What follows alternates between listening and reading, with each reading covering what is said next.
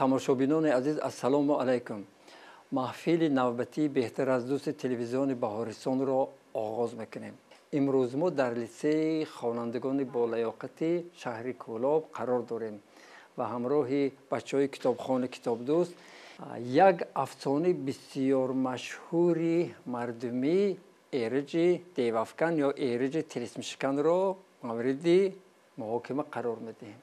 афсона хеле кӯтоҳ аст, афсона хеле машҳур аст ва бо баҳонаи ҳамин афсона мо умуман ба афсонаҳои дигар ҳам як назар меандозем.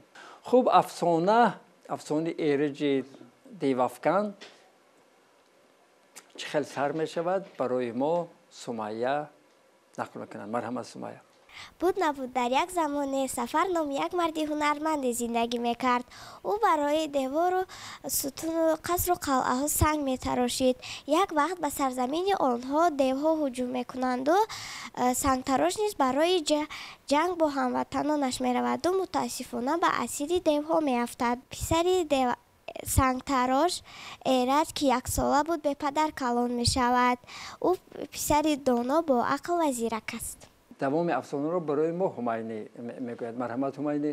модарашро ба мактаб гузошт ва Эраҷ дар мактаб ҳам чусту чолокиашро нишон медод ва ҳамаи мактабиёнашро дӯст медоштанд ва дар айни танаффусҳо дар назди ӯ ҷамъ меомаданд ва ягон ёрӣ мепурсиданд. Эраҷ калон шуд. аввали баҳор омад. мардум дар деҳа ҳама либоси идона пӯшида ба берун мебароянд. Эраҷ дар ҳама корҳои идона иштирок мекард. Эраҷ калон шуд. ҷашни Наврӯз омад. Вай дар ҳамаи мусобиқаҳо иштирок мекард. Вай гӯйро ба дарвозаи ҳарифаш гузаронд ва рӯзи дуюм камонварӣ сар шуд. онҳо як ангуштаринро монданд ки одамон бояд ба даруни вай тирро андозанд. Эраҷ тирро кашида ба даруни ангуштарин гузаронд. вай бо ду нафар танҳо гузаронданд ва ҳеҷ кас дигар натавонист. Эраҷ гуфт ки агар камонвар ҳунарманд бошад, се тирро рӯбарӯ мезанад. ҳама ғалоғула карда гуфтанд агар ки ту ин хел мегӯӣ ки худат зан. баъд тиру камонро Эраҷ гирифта дар як дарахт як тирро мезанад ва тири дуюм ба тири якум мезанад. тири сеюмашро ба тири дуюмаш мезанад. ғалоғулаи одамон бисёр мешаванд. рӯзи сеюм Эраҷ бо ду дастата лашкарбозӣ карданд. Эраҷ дар ин мусобиқа ҳам низ ҳунари худро нишон дод. дуруст, офарин. яъне Эраҷ ҳамин хел бачаи ҳунарманд, чусту чолок, далер, нотарс, ҳатто босавод ба воя расид ва ҳама ангушти ҳайрат газиданд ки як бачаи 7-8 сола инқадар корнамоӣ мекунад. баъд Эраҷ ба ҷанги баъд Эраҷ дар ҳамонҷо фаҳмиданд. баъд Эраҷ фаҳмид ки падараш асири девҳо аст ва бояд рафта падарашро озод кунад. Эраҷ ҳамин хел ба воя расид. як ҷавони як навраси 12-14 сола шуд ва фаҳмид ки падараш асири девҳо аст. ба ҷустуҷӯи падараш рафт. лекин ба модараш нагуфт ки ба ҳамин савол ҷавоб дода метавонад. барои чӣ Эраҷ ба модараш нагуфт ки ман барои озод кардани падарам меравам? марҳамат. барои он ки модараш ӯро иҷозат намедиҳад ва мегӯяд ки ту ҳоли хурд ҳастӣ, бояд калон шавӣ. баъд куҷои хоҳӣ рафтан гир ва одамон дар он ҷо девҳо асир мекунанд шуморо.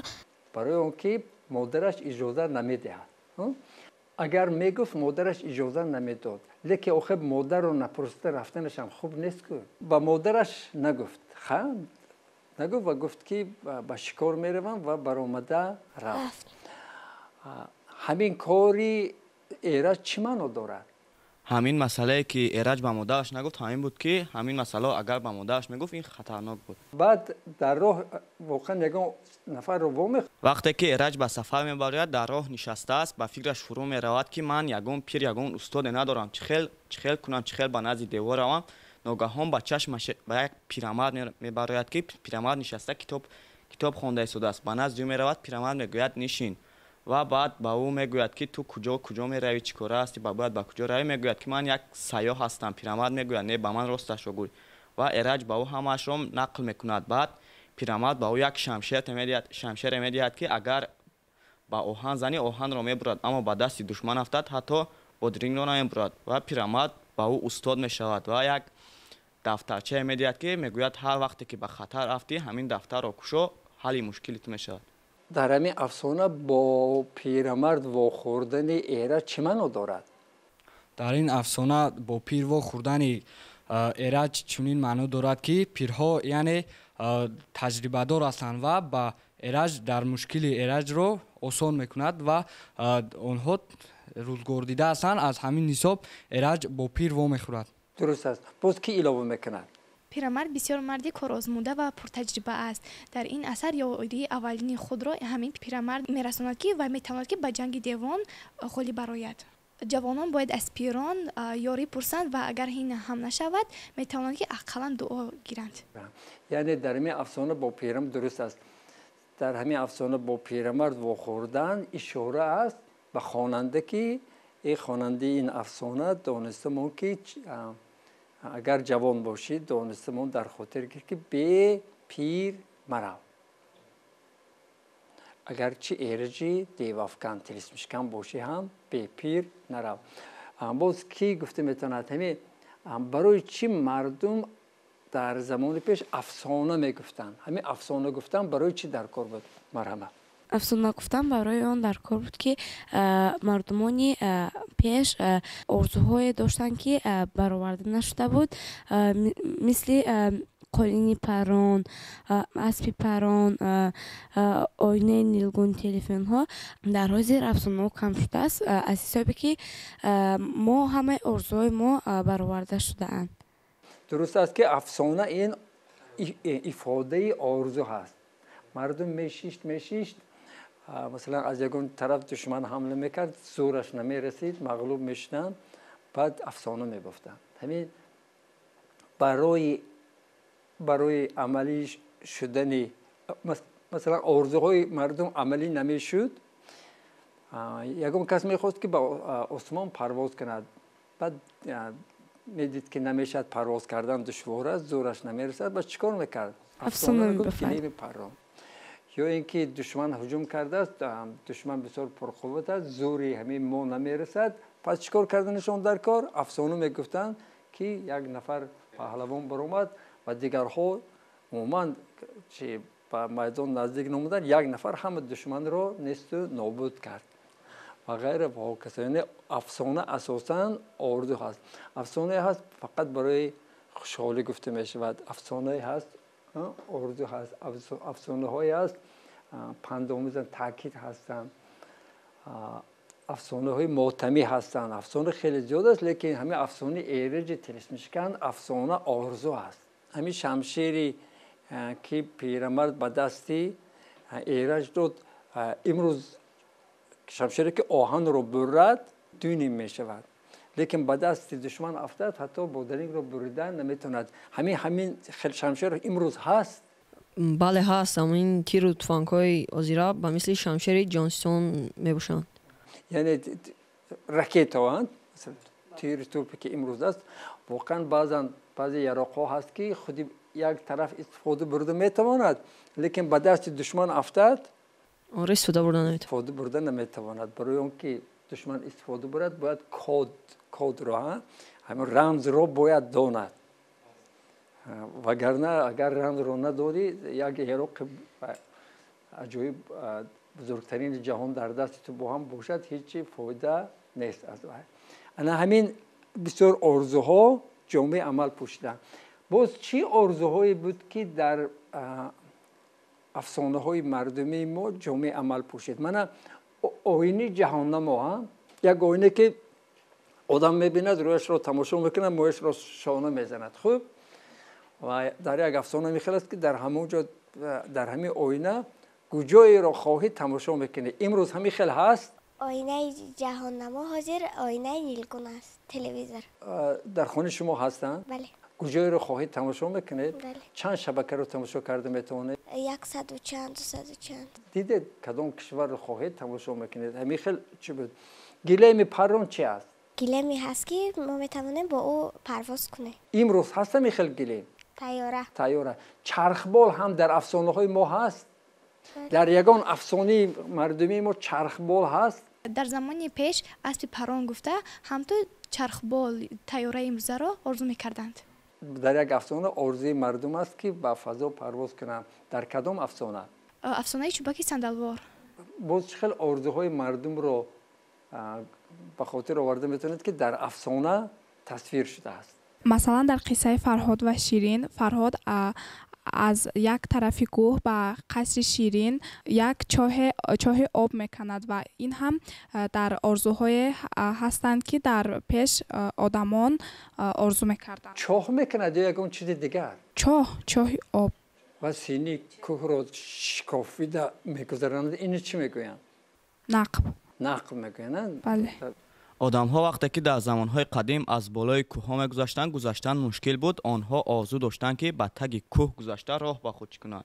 اما راه نزدیکتر شد. حاضر در زمان ما این آرزوها عملی شده است. همین در کدام افسانه چی زیادتر تصویر شده؟ در افسانه فرهاد و شیرین که برای شیرین کوه میکند. خوب همین ما که دوام افسانه به هم معلوم است. هم افسانه ایرج دیو افکن رو میدونن که ایرج میرود با دیوها با هنگل و دیگر جنگ میکند و پدرش رو آزاد کرده میآورد.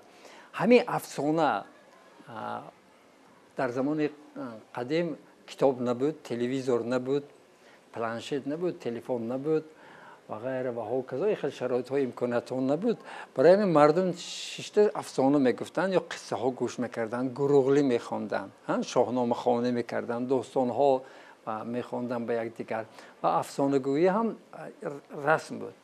من همین افسانه رو گفته، افسانه ایرج دیو افکن رو گفته، مردم چی امید داشت؟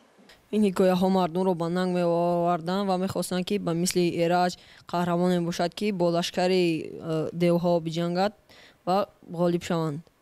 و این آرزوی مردم بود که خلق خیلی فرزندان داشته باشد. دیوهایی که در ایرج طلسمشکن تصویر شدند امروز هم هستند. دیوهایی که در ایرج طلسمشکن تصویر شدند حالا هم هستند و باز هم زیادتر شده اند. آنها حتی به دولت‌های دیگر را غارت میکنند و مردم آن را طلا و تاراج مینمایند. درست است، همین خیلی هست و از بس که دیوها هنوز بودند هنوز ما باید چی احتیاط شویم. در کشور ما صلح هست، آرامی هست، آسودگی هست. ما میخوانیم، میرویم، سیاحت میکنیم، به سیاحی میآیند. حتی در بعضی ریتینگ ها کشور ما جای نمایان رو اشغال کرده است که بسیار کشور آرام، آسوده، خوشروی، زیبا هست و شده ایستاده زیادتر. از این سبب همین دشمن صلح، دشمن وحدت، دشمن آسایش همیشه هست. اما اندک احتیاط نشدی یک دیو با یک چند دیوچی دیگر تیار است که همین آسایش رو برهم تید. برای همین افسانه همین روز هم در کار است. افسانه ها برای آن در کار هستند که ما هوشیار شویم. یک قصه رو نقل میکنم، شاید لایق شنیده باشد. یک کودک رو تقریبا 4-5 ساله رو به نزد اینشتین میارن. میگن که اینشتین شما عالم بزرگ هستید، مصلحت دید که ما همین چه خیلی خوانانیم، در کجا تحصیل کند، چی خواند که همین کودک بسیار مثل شما شود. اینشتین میگه که افسانه خواند. بعد پدر و مادرش میگن که درست است، این افسانه میخواند امروز و باز افسانه میخواند، لیکن ما میخوایم که این یک شخصی مشهور شود، مثل شما، از شما هم زیادتر گذرد. اینشتین میگه که این خیلی باشه، باز از زیادتر افسانه خواند. یعنی وقتی شما در 3، 4، 5، 6، 7 سالگی حتی تا 10 سالگی در قطار دیگر کتاب ها، در کتاب دیگر درس ها گاه افسانه میخوانید و افسانه های امروز را، افسانه های گذشته مردم عالم را، و بینید در بعض افسانه ها همین مسئله ها همین خیلی خوشرو حل شده است که آدم انگشت حیرت میکشه.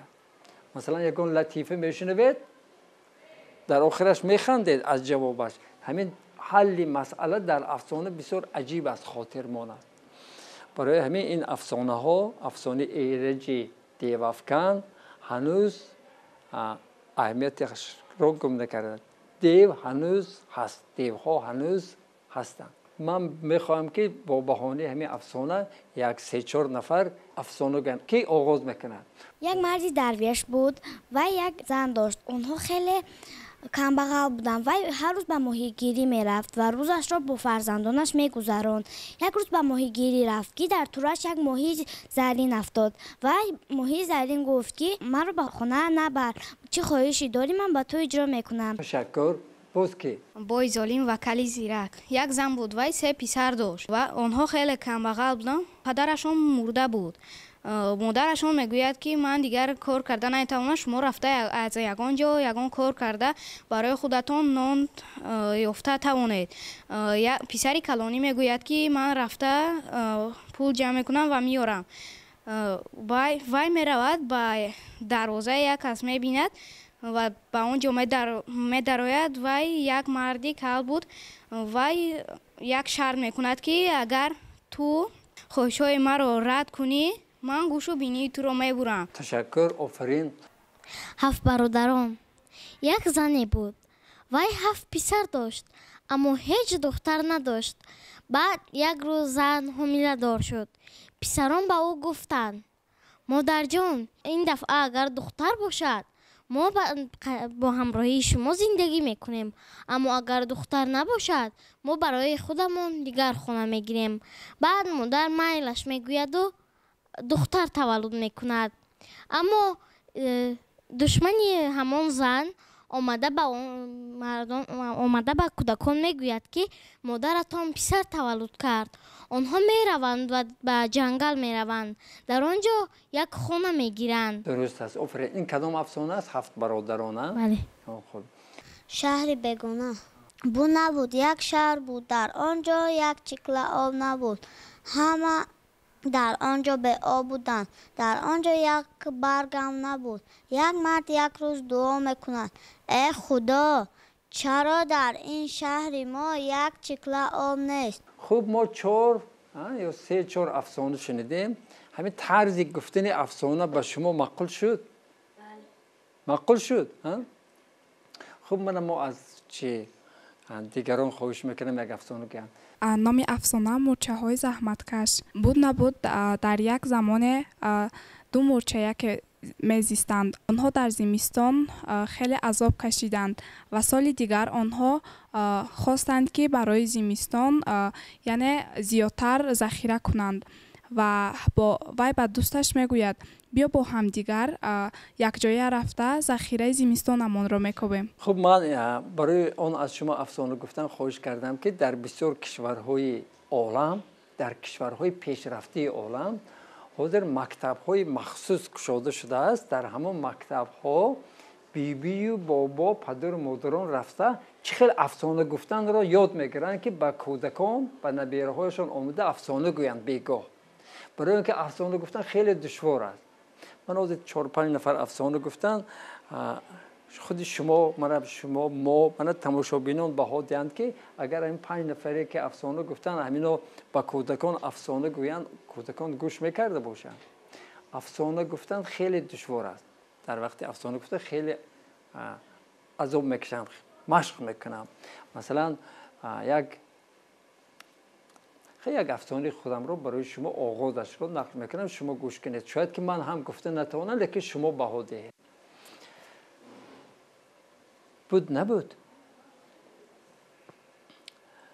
یک زرگوشک بود. زرگوشکی خیلی دانا بود. زرگوشک در جنگل تنها میزیست. جنگل تاریک بود و غم‌انگیز بود. باز فصل زمستان آمد، سرما علاوه شد، شمال تند میوزید و زرگوشک در خانه خودش منتظری آمدن حیوان‌های درنده بود. برای اون که میدانست که در فصل زمستان حیوان‌ها گرسنه میمونند و بعد به سراغ زرگوشک میآیند که گیرند و یک لقمه خام کنند. یعنی دیدید وقتی افسانه میگوین یکی از شرطهای گفتن افسانه همین که اندک آهسته تر نقل کردن در کار. اگر کودک باشد خوابش ببرد، اگر کلانسال باشد با دقت گوش کرده تواند. اگر سراسیمه نقل کنید افسانه رو فهمیدنش بسیار دشوار است. خب ما برمیگردیم به سری افسانه ایرج تلسمشکن. اکنون خلاصه میکنیم کی از همین افسانه چه خلاصه برآورد؟ من از افسانه ایرج تلسمشکن خلاصه برآوردم که ما هم باید مثل ایرج زیرک و دانا باشیم. من از تحلیل این افسانه برآمدم که افسانه گفتن بسیار مشکل بوده است و این را هر یک آدم گفتن نمیتواند. ایرج تلسمشکن افسانه زمانی پیش است و در زمان حاضر هر یک انسان میتواند که به مانند ایرج تلسمشکن یگان افسانه نو ایجاد کند. خب همین حاضر ما یگان آرزوی داریم که مثلا عملی شدنش بسیار دشوار است و همین را در افسانه ifade کنیم. هست همین خیلی اردو. مثلا پرواز کردن به مرز یک اردویی که در زمان حاضر عملی در افسانه باید نوشت. تا پریدن به مرز افسانه میگوییم. وقتی که به مرز پرواز کردیم و دیدیم بعد این افسانه چی میشه؟ بعد کهنه میشد یا شکل دیگر میگیرد. خوب باز چی رو افسانه کردن ممکن؟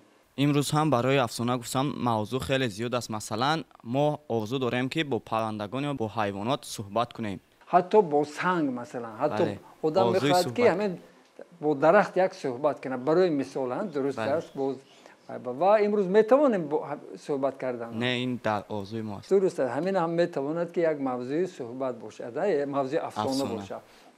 اصلا خیلی زیاد است. چه من در یک جا خوندم یک قلم با یک قلم اختراع شده است. به همین قلم امر میدهند، میگویند که رسمی مثلا گل صدبرگ یا اینکه سیب یا انار یا یگان تصویر کن و همین قلم خودش چی تصویر میکند. همین هم یک آرزو هست. شاید که همین خیلی آرزو جامعه عمل پوشد. تماشابینان عزیز، این بود محفل نوبتی بهتر از دوست تلویزیون بهارستان که در همکاری با اتفاق نویسندگان تاجیکستان در لیسه خوانندگان با لیاقت شهری کولاب برگزار نمود. در محفل ما یک گروه خوانندگان کتاب دوست، کتابخوان و حتی کتاب نویسی لیسه حضور داشتند. ما در مثال افسانه ایرج تلسمشکن عموماً به عالم افسانه یک نظر افکندیم. سلامت باشید تا واخری دیگر.